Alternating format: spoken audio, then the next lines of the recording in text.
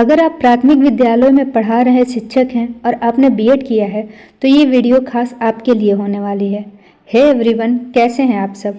I hope आप सब स्वस्थ होंगे, मस्त होंगे और आपकी तैयारी बेहतरीन चल रही होगी। दोस्तों, जैसा कि आपको पता है कि ये श्रृंखला चल रही थी NIOS द्वारा संचालित ब्रिज कोर्स की, जो कि 6 महीने का अनिवार्य प्रशिक्षण कोर्स होने वाला है। तो चलिए देखते हैं कि आज क्या है इस सेशन में खास। अगर आपने चैनल पे विजिट किया होगा या आप मेरे चैनल के सब्सक्राइबर होंगे तो आपको पता होगा कि ये पेपर 1 के लिए चैप्टर 8 चल रहा है और इसका मैंने ऑलरेडी एक पार्ट अपलोड कर दिया है। अब तक चैनल पे पेपर 1 के 7 चैप्टर के सारी ही क्लासेस लगी हुई हैं। जिन्होंने नहीं देखा जाके देख सकते हैं। जितने भी इम्पोर्टेंट क्वेश्चन हैं NIOS द्वारा पूछे हुए वो सब सारे के सारे मैंने सारे क्लासेस में प्रोवाइड करा है। तो आज इस चैप्टर में दूसरा पार्ट होने वाला है। ऑलरेडी हम लोगों ने 2 क्वेश्चंस जो कि लॉन्ग फॉर्म के थे वो देख चुके हैं। चलिए देखते हैं क्वेश्चन नंबर 3 क्या कहता है। ऑटिज्म स्पेक्ट्रम विकार यानी कि ASD वाले बच्चों की विशेषताएं एवं उनके लिए शिक्षण उपाय लिखिए। दृष्टिबाधित एवं श्रवण बाधित बच्चों के लिए कक्षा अनुकूलन कैसे किया जा सकता है? दोस्तों, अगर आप इस प्रश्न को अच्छे से पढ़ेंगे तो आप ध्यान दे पा रहे होंगे कि इसमें शिक्षण उपाय लिखने की बात की जा रही है। अर्थात बीइंग अ टीचर आपके लिए ये प्रश्न बहुत महत्वपूर्ण होने वाला है, क्योंकि आप डेली बेसिस पे अपने क्लासेस में ये सारे चैलेंजेस फेस करते हैं। तो इसलिए ध्यान से देखिएगा, एक एक चीज़ बहुत अच्छे से पढ़िएगा और सेम ऐसे ही क्वेश्चन आपको अपने एग्जाम में मिलेगा। तो चलिए देखते हैं इसका आंसर क्या होने वाला है। कहता है ऑटिज्म स्पेक्ट्रम विकार एक तंत्रिका विकासात्मक विकार है जो बच्चे के सामाजिक व्यवहार, संप्रेषण क्षमता और सोचने समझने के तरीके को प्रभावित करता है। यह स्पेक्ट्रम इसलिए कहलाता है क्योंकि इसके लक्षण और उनकी तीव्रता बच्चे में अलग अलग हो सकती है। ASD वाले बच्चों में प्रायः सामाजिक संपर्क स्थापित करने में कठिनाई दिखाई देती है। वे आंखों से संपर्क कम करते हैं, दूसरों की भावनाओं को समझने में परेशानी महसूस करते हैं तथा अकेले रहना पसंद करते हैं। भाषा एवं संप्रेषण संबंधी भी समस्याएं सामान्य होती हैं। कुछ बच्चे बोलने में देर करते हैं, कुछ सीमित शब्दों का प्रयोग करते हैं या एक ही वाक्य को बार बार दोहराते हैं। इनके व्यवहार में दोहराव दिखाई देता है, जैसे किसी वस्तु को बार बार घुमाना, एक ही दिनचर्या का पालन करना और परिवर्तन होने पे असहज हो जाना। कई बच्चों में विशेष वस्तुओं या विषयों के प्रति अत्यधिक रुचि भी देखी जाती है।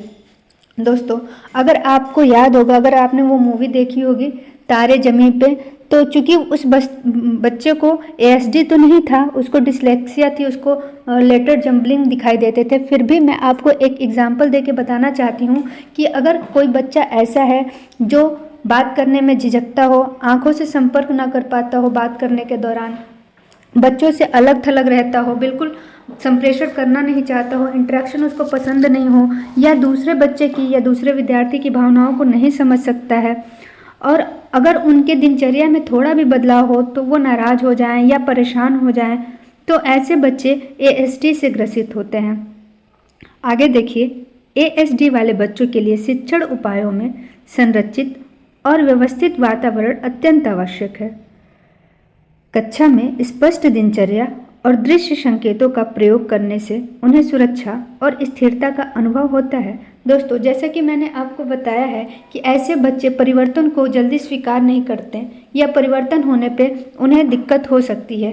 तो ऐसे बच्चों के लिए आप अपने शिक्षण को सुव्यवस्थित और स्पष्ट रखिए, उनके दिनचर्या को रेगुलर रखिए, यानी कि उसमें कोई बदलाव ना कीजिए, जिससे उनकी दिनचर्या स्थिर रहे और बच्चों को भी अपने अंदर स्थिरता का अनुभव हो सके। आइए देखते हैं कि ऐसे बच्चों के लिए क्या क्या शिक्षण उपाय किए जा सकते हैं। संरचित एवं व्यवस्थित वातावरण। ASD बच्चों के लिए कक्षा का वातावरण स्पष्ट, शांत और पूर्वानुमान योग्य होना चाहिए। दैनिक दिनचर्या तय हो तथा अचानक परिवर्तन से बचें। इससे बच्चे को सुरक्षा और स्थिरता का अनुभव होता है। मैंने आपको पहले ही बताया कि जो इस समस्या से ग्रसित बच्चे हैं उनको अपनी दिनचर्या में बहुत बदलाव नहीं पसंद है। वो उनका जो दिनचर्या रेगुलर है वो उसी को फॉलो करते हैं। उनके अंदर उस दिनचर्या को लेकर स्थिरता का अनुभव होता है और वह परिवर्तन से बचना चाहते हैं। उनको स्पष्ट शांत वातावरण होना चाहिए उनकी शिक्षण के लिए। दृश्य सामग्रियों का उपयोग, चित्र, chart, flash card, time table और संकेत कार्ड का प्रयोग करने से निर्देश समझने में आसानी होती है। दृश्य संकेत एएसडी बच्चों के लिए मौखिक निर्देशों से अधिक प्रभावी होता है।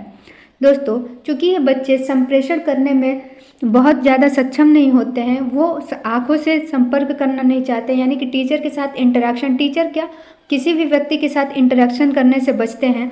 तो ऐसे बच्चों के लिए दृश्य सामग्री का प्रयोग करके अगर शिक्षण कार्य किया जाए तो वह शिक्षण अधिक प्रभावी होगा। वह बच्चे को आसानी से समझ में आएगा और बच्चा उसको अपने आप को उससे कनेक्ट कर पाएगा। नेक्स्ट देखिए, सरल एवं स्पष्ट निर्देश। शिक्षक को छोटे, स्पष्ट और सीधे वाक्यों में निर्देश देना चाहिए। एक समय में एक ही कार्य दिया जाए और आवश्यकता होने पर दोहराव किया जाए। दोस्तों, ऐसे बच्चों को कॉम्प्लेक्सिटी से बचना चाहिए, यानी कि बचाना चाहिए। आप कोशिश करें कि अपनी कक्षा में किसी भी शिक्षण कार्य को इतना सिंपल और इतना सहज बना के उसके सामने प्रस्तुत करें कि वो बच्चा आसानी से सीख जाए। कभी भी कॉम्प्लेक्स ना कीजिए चीज़ों को, जटिल बना के आप ऐसे बच्चों को सिखा नहीं सकेंगे। इसलिए हमेशा स्पष्ट वाक्य रखिए, सीधे और छोटे वाक्यों में बच्चों को निर्देश देना चाहिए ताकि वह बच्चा आसानी से समझ सके। नेक्स्ट है, कैसे और क्या क्या करके आप शिक्षण कार्य को प्रभावी बना सकते हैं। सकारात्मक प्रोत्साहन, अच्छे व्यवहार और छोटे छोटे प्रयासों की भी प्रशंसा करनी चाहिए। सकारात्मक सुदृढ़ीकरण से आत्मविश्वास बढ़ता है और सीखने की प्रेरणा मिलती है। दोस्तों, अगर आपने कल वाला क्लास देखा होगा तो मैंने कल भी आपको ये बताया था कि अगर बच्चा कुछ करके आता है, कोई काम करके लाता है या कोई फिगर आपने दिया उसको ड्रॉ करके लाता है, तो आप उसकी सराहना करें, उसे प्रोत्साहित करें। और ये छोटे छोटे प्रोत्साहन बच्चे को मोटिवेट करता है काम करने के लिए। उसके अंदर जो कॉन्फिडेंस है वो डेवलप्ड होता है और बच्चा प्रेरित होकर काम करना प्रारंभ करता है। सामाजिक कौशल विकास, समूह गतिविधियों, भूमिका अभिनय और सहपाठी सहयोग के माध्यम से सामाजिक सहभागिता बढ़ाई जा सकती है। धीरे धीरे बच्चों को सामूहिक कार्यों में शामिल किया जाए। दोस्तों, चूँकि जो एएसडी से ग्रसित बच्चे हैं वो सोशल इंटरेक्शन से बचते हैं, अपने आप को अलग थलग रखते हैं और आई कांटेक्ट नहीं करते हैं, समूह में कार्य नहीं करना चाहते हैं। तो ऐसे बच्चों को धीरे धीरे ग्रुप वर्क में या पीयर लर्निंग से जोड़ना चाहिए। समूह गतिविधियों में उनको शामिल किया जाना चाहिए। अपने दोस्तों के साथ बैठा के खेल गतिविधि में या कोई भी एक्टिविटी में संलग्न करने का प्रयास करना चाहिए। इससे धीरे धीरे बच्चे की व्यक्तिगत क्षमता और रुचि बढ़ती है या उसकी सामाजिक सहभागिता भी बढ़ती है। आगे देखिए, व्यक्तिगत शिक्षा योजना। प्रत्येक बच्चे की आवश्यकता के अनुसार व्यक्तिगत लक्ष्य निर्धारित किए जाएं। उनकी क्षमता और रुचि को ध्यान में रखकर शिक्षण रणनीति बनाई जाए। दोस्तों, आपकी एक ही कक्षा में भिन्न भिन्न प्रकार के या भिन्न भिन्न बुद्धि लब्धि के बच्चे हैं। उनकी क्षमता अलग है, उनकी रुचि अलग है और उनकी सीखने की गति भी अलग है। तो ऐसे बच्चों की पहचान करके उन बच्चों के रुचि क्षमता के अनुसार शिक्षण रणनीति बना के आप बेहद अच्छी तरीके से प्रभावी शिक्षण कार्य कर सकते हैं। अभिभावक एवं विशेषज्ञ सहयोग, माता पिता, विशेष शिक्षकों और परामर्शदाताओं के साथ समन्वय बनाकर निरंतर अभ्यास कराया जाए, जिससे बच्चे का समग्र विकास सुनिश्चित हो। दोस्तों, अगर आपको आवश्यकता पड़े तो जो विशेष सहयोगी हैं उनसे सहयोग लेके इन बच्चों के शिक्षण कार्य को प्रभावी बनाने के लिए आप कार्य कर सकते हैं। आगे देखिए, दृष्टिबाधित बच्चों के लिए दृष्टिबाधित बच्चों के लिए कक्षा अनुकूलन। ऐसे बच्चे जो आपकी कक्षा में दृष्टिबाधित हों उनके लिए कक्षाएं कैसी होनी चाहिए, चलिए देखते हैं। दृष्टिबाधित बच्चों के लिए कक्षा का वातावरण सुरक्षित, सुव्यवस्थित, बाधा रहित होना चाहिए। फर्नीचर की व्यवस्था स्थिर रखी जाए ताकि बच्चे को बार बार ठोकर न लगे। पर्याप्त प्रकाश की व्यवस्था हो, विशेषकर कम दृष्टि वाले बच्चों के लिए। पाठ्य सामग्री बड़े अक्षरों में, ब्रेल लिपि में या ऑडियो रूप में उपलब्ध कराई जा सकती है। शिक्षक को बोर्ड पर लिखी सामग्री को स्पष्ट रूप से बोलकर भी समझाना चाहिए। स्पर्श आधारित शिक्षण सामग्री जैसे उभरे हुए चित्र, मानचित्र, मॉडल और चार्ट का उपयोग करना प्रभावी रहता है। बैठने की व्यवस्था ऐसी हो कि कम दृष्टि वाले बच्चे को बोर्ड स्पष्ट दिखाई दे।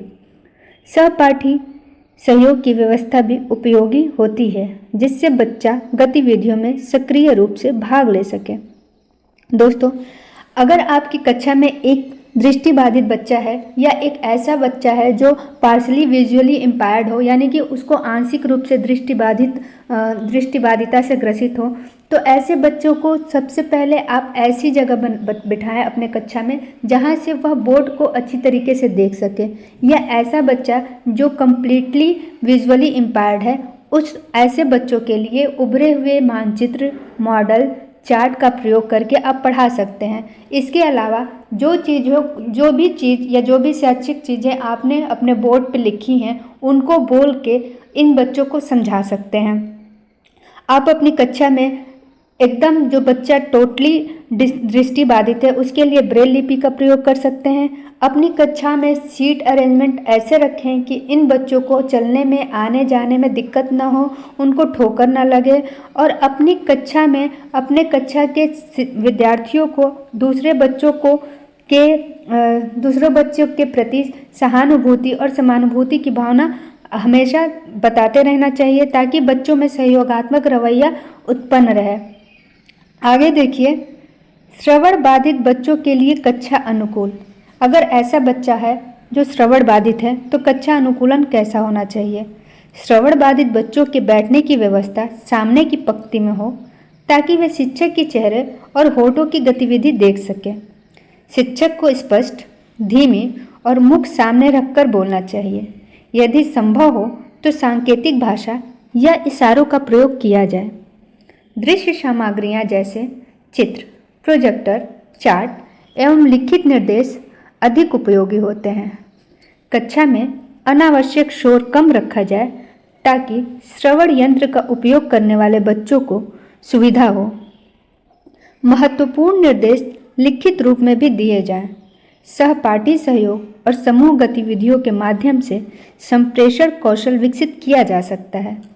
दोस्तों, चलिए देखते हैं कि श्रवण बाधित बच्चों के लिए आपके कक्षा का वातावरण कैसा होना चाहिए। सबसे पहले आप ऐसे बच्चों को अपनी कक्षा के पहली पंक्ति में बिठाएं ताकि जब आप संप्रेषण कर रहे हों या कुछ भी बता रहे हों तो बच्चा आपका हाव भाव, आपके चेहरे का हाव भाव, आपके मुख की मुद्रा और आपके होठों को देख के समझ सकता है कि आप क्या बोलना चाह रहे हैं। या अगर आवश्यकता पड़े तो आप संकेतों का प्रयोग करें या इशारों का प्रयोग करें जिससे बच्चा आपकी बातों को अच्छे से समझ सके। दृश्य सामग्रियों का प्रयोग करें जैसे कि चित्र, चार्ट, प्रोजेक्टर और आवश्यकता पड़ने पर लिखित निर्देश को भी बच्चों को देना चाहिए। आपकी कक्षा में शोर शराबा कम हो जिससे जो बच्चे श्रवण यंत्र का प्रयोग कर रहे हैं वह आसानी से उसका प्रयोग कर सकें। जो भी निर्देश हैं उनको आप लिखित रूप से बच्चों को दें। समूह गतिविधियों में बच्चे को सक्रिय रूप से भाग लेने को कहें। इससे बच्चे के संप्रेषण कौशल को विकसित किया जा सकता है। इस प्रकार उपयुक्त कक्षा अनुकूलन के माध्यम से दृष्टिबाधित एवं श्रवण बाधित बच्चों को समावेशी वातावरण में प्रभावी शिक्षण अवसर प्रदान किए जा सकते हैं। तो ये प्रश्न संख्या 1 रहा जिसमें आपसे पूछा गया था कि ASD से ग्रसित बच्चों के लिए शिक्षण कार्य कैसे कर सकते हैं आप, और उनकी कक्षाओं का जो श्रवण बाधित बच्चे हैं या दृष्टिबाधित बच्चे हैं उनको आप कैसे शिक्षण करा सकते हैं। नेक्स्ट है क्वेश्चन नंबर 4, कहता है,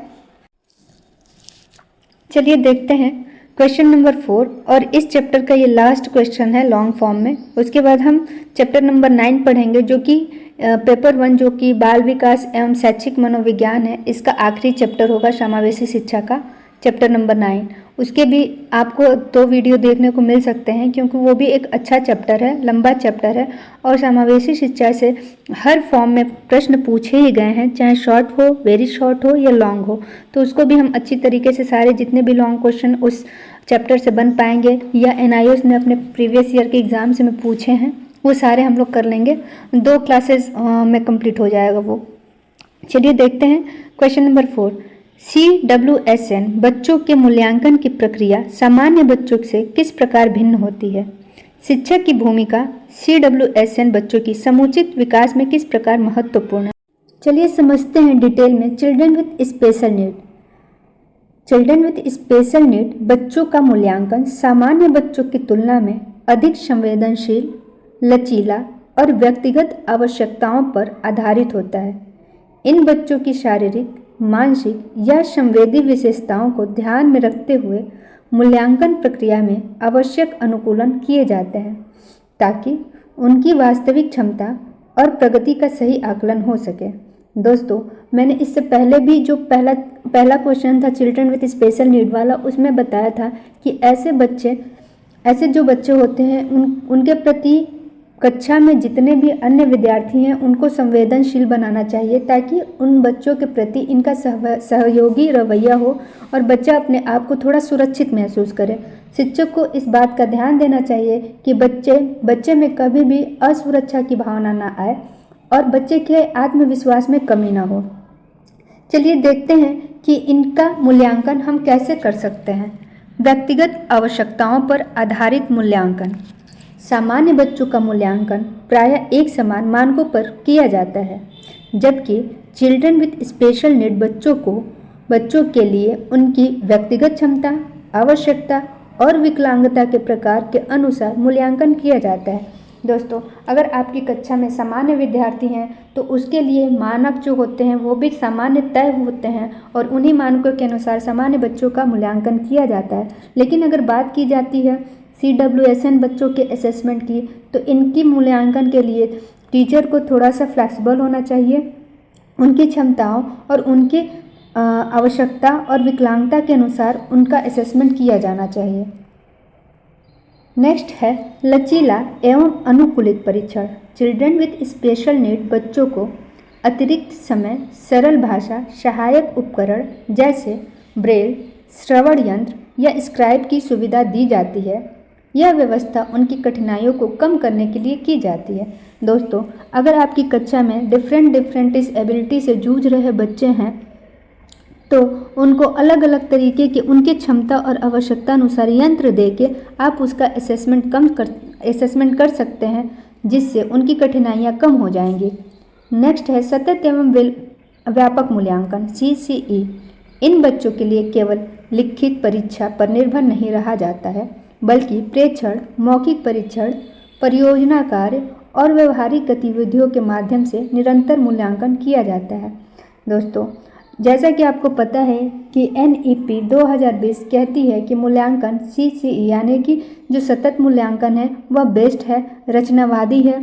तो ऐसा मूल्यांकन हर तरीके के बच्चे के लिए प्रभावी होता है। डजंट मैटर कि वो बच्चा डिसेबिलिटी के साथ आता है या फिर सामान्य है। तो हमेशा जब भी आप प्रभावी शिक्षण की बात करेंगे तो वहाँ पे आप मूल्यांकन की बात करेंगे तो वो मूल्यांकन सतत और व्यापक होना चाहिए। तो सिर्फ लिखित परीक्षा के आधार पर किसी भी बच्चे का मूल्यांकन करना उचित नहीं है। उस बच्चे के लिए आप ऑब्जर्वेशन करें, उनका मौखिक परीक्षण करें, बच्चों से परियोजना कार्य कराएं, उनकी व्यवहारिक गतिविधियों को ऑब्जर्व करें। और इन शॉर्ट हम ये कह सकते हैं कि जब आप आजकल अपने स्कूलों में होलिस्टिक रिपोर्ट कार्ड बनाते हैं तो उसमें बच्चों के व्यवहारात्मक, मनोगत्यात्मक और सारी चीज़ों को भावनात्मक, ये सारी चीज़ों का रिपोर्ट कार्ड बना के देते हैं, जो कि 360 डिग्री रिपोर्ट कार्ड भी कहलाती है। नेक्स्ट है प्रगति पर केंद्रित मूल्यांकन। सामान्य बच्चों की तुलना अक्सर आपस में की जाती है, जबकि चिल्ड्रन विथ स्पेशल नीड में उनकी पूर्व उपलब्धि की तुलना में हुई प्रगति को अधिक महत्व दिया जाता है। दोस्तों, अगर ऐसे बच्चों का असेसमेंट करना है तो इन बच्चों के पूर्व रिकॉर्ड को देख के आने वाले समय में हुए गए सुधार को ही प्रगति के रूप में माना जाता है। नेक्स्ट है व्यक्तिगत शिक्षा योजना के अनुरूप मूल्यांकन। चिल्ड्रन विद स्पेशल नीड में मूल्यांकन उनके IEP में निर्धारित लक्ष्यों के आधार पर किया जाता है, जिससे उनकी वास्तविक प्रगति का भी आकलन किया जा सके। इस प्रकार CWSN बच्चों का मूल्यांकन अधिक समावेशी, लचीला और छात्र केंद्रित होता है। आगे देखिए, चिल्ड्रन विद स्पेशल नीड बच्चों के समुचित विकास में शिक्षक की भूमिका के बारे में हम बात करेंगे कि ऐसे बच्चों के लिए शिक्षक की भूमिका कैसी होनी चाहिए। तो बच्चों के समुचित विकास में शिक्षक की भूमिका अत्यंत महत्वपूर्ण होती है। शिक्षक ही वह माध्यम है जो इन बच्चों को शिक्षा की मुख्य धारा से जोड़ता है और उनकी क्षमताओं को पहचान कर उन्हें विकसित करने का अवसर प्रदान करता है। संवेदनशील, सहयोगी और सकारात्मक दृष्टिकोण रखने वाला शिक्षक इन बच्चों के आत्मविश्वास और सामाजिक समायोजन को मजबूत बनाता है। आइए देखते हैं, समावेशी वातावरण का निर्माण। शिक्षण कार्य करते समय स्कूल और अपने कक्षाओं का जो वातावरण है वो समावेशी रख सकता है, जिससे इन बच्चों को थोड़ी सी आसानी और सहजता महसूस होगी। शिक्षक कक्षा में ऐसा वातावरण तैयार करता है जहां सभी बच्चे समान रूप से स्वीकार किए जाएं। भेदभाव रहित और सहयोगात्मक वातावरण CWSN बच्चों के आत्मसम्मान को बढ़ाता है। दोस्तों, आप समावेशी कक्षा के बारे में पढ़े होंगे, तो समावेशी कक्षा यानी कि जो इंक्लूसिव क्लासेस हैं वह एक ऐसी कक्षा है जिसमें हर वर्ग, हर प्रकार के बालक बालिकाएं शामिल होते हैं, विद्यार्थी शामिल होते हैं। उनसे किसी भी प्रकार का भेदभाव नहीं किया जाता। जो चिल्ड्रन विद स्पेशल नीड हैं उनको भी इस कक्षा में सहजता का अनुभव कराया जाता है, जिससे उनको सहयोग करने की भावना विकसित होती है, उनका आत्मसम्मान बढ़ता है। आगे देखिए, व्यक्तिगत आवश्यकताओं की पहचान। शिक्षक प्रत्येक बच्चे की विशेष आवश्यकता, रुचि और क्षमता को समझकर उसी के अनुसार शिक्षण योजना बनाता है। यह उनकी प्रभावी सीखने की प्रक्रिया में सहायक होता है। दोस्तों, आपको पता है कि प्रत्येक बच्चा डिफरेंट है, सारे बच्चे इंडिविजुअल कैरेक्टर हैं, उनकी क्षमताएं, रुचियां सब कुछ अलग है और उनकी आवश्यकताएं भी अलग हैं। तो प्रत्येक बच्चे के आवश्यकता के अनुरूप शिक्षण कार्य को प्रभावी बनाया जा सकता है। व्यक्तिगत शिक्षा योजना यानी कि शिक्षक IEP के अनुसार लक्ष्य निर्धारित कर शिक्षण कार्य करता है और समय समय पर प्रगति का मूल्यांकन करता है। चौथा है उपयुक्त शिक्षण रणनीतियों का प्रयोग। दृश्य सामग्रियों, गतिविधि आधारित शिक्षण, सहायक तकनीक और सहपाठी सहयोग जैसी रणनीतियों का प्रयोग करके शिक्षक सीखने को सरल और रोचक बनाता है। दोस्तों, आपको पता है कि व्याख्यान विधि से बच्चा बहुत जल्दी बोर हो जाता है, आप उसको जल्दी अच्छे से सिखा नहीं सकते और अधिगम बहुत प्रभावी नहीं होता। लेकिन जब आप अपने शिक्षण में खेल आधारित गतिविधियां शामिल करेंगे, सीखने की तकनीक शामिल करेंगे, तो बच्चा सीखना आसानी से प्रारंभ करेगा और उसका सीखना जो है वो बहुत ही अधिक समय तक प्रभावी रहेगा। भावनात्मक एवं सामाजिक समर्थन।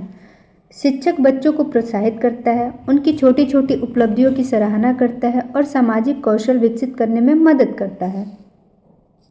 अगला है अभिभावक एवं विशेषज्ञों से समन्वय। दोस्तों, अगर ज़रूरत पड़े तो ऐसे बच्चों के लिए आपको विशेषज्ञों से बातचीत करनी चाहिए, उनके लिए बेहतर प्रयास करने चाहिए और परामर्शदाताओं के साथ मिलकर कार्य करने चाहिए ताकि ऐसे बच्चों के सर्वांगीण विकास को सुनिश्चित किया जा सके।